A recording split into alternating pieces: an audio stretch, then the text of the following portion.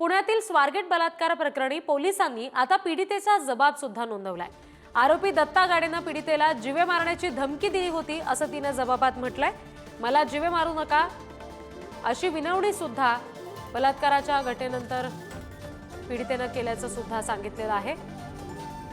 गळा दाबून जीवे मारण्याची धमकी आरोपी दत्ता गाडेकडून पीडितेला दिली गेली होती आणि तिने जबाबात तसं म्हटलेलं आहे।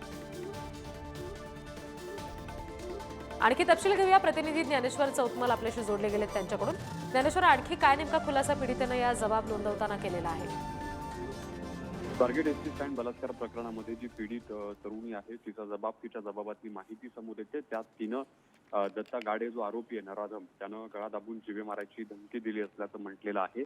बलात्कारानंतर जीवे मारू नये म्हणून तरुणीनं आरोपी दत्ता गाडेला विनंती देखील केलेली होती। दादा, मला जीवे मारू नको अशा पद्धतीची विनंती जी पीडित तरुणी आहे तिनं नराधम दत्ता गाडेला केली। मात्र जो सतत अत्याचार आहे तो दत्ता गाडेकडून केला गेला। सुरुवातीला देखील दत्ता गाडेनं दमदाटी आणि धमकी जी आहे ती त्या तरुणीला दिलेली होती आणि अत्याचारानंतर देखील जर कोणाला तो या प्रकाराबद्दल सांगितलं तर तुला जीवे मारून टाकू अशा पद्धतीची जी धमकी आहे ती नराधम दत्ता गाडेनं दिलेली होती। मात्र आता जबाबामध्ये देखील तरुणीनं तशाच पद्धतीची माहिती दिल्याचं समोर येत आहे। जी निश्चित, आणि त्याच्यामुळे आता या सगळ्या संदर्भात पोलीस कशा पद्धतीने दखल घेत आहेत हे पाहणं सुद्धा महत्त्वाचं असेल। धन्यवाद ज्ञानेश्वर दिलेल्या माहितीसाठी।